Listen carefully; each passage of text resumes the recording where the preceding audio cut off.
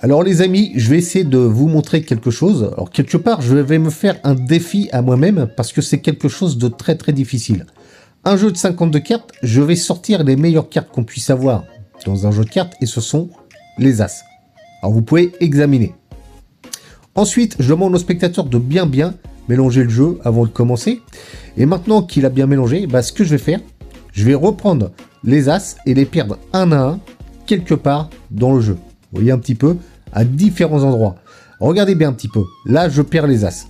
Maintenant, je vais continuer vraiment à bien mélanger pour vous montrer que je n'ai aucune possibilité de savoir où sont les As. On poursuit. Voilà. Alors, je peux aussi mélanger comme ça si vous voulez. Comme ça, vous êtes sûr chez vous qu'il n'y a aucun moyen de retrouver les As.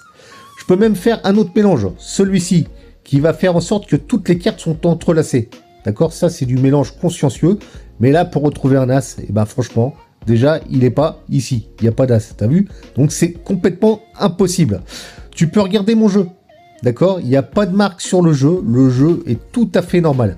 Mais moi, à force de m'entraîner, si je coupe juste comme ça, regarde un petit peu, j'ai tout de suite localisé un As.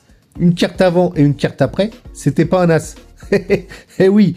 Alors, regarde, je vais recommencer un petit peu. Simplement, je te dis, c'est l'entraînement. Si tu coupes juste ici, tu te retrouves maintenant avec un deuxième As. Une carte avant, une carte après, il n'y avait pas. Ok?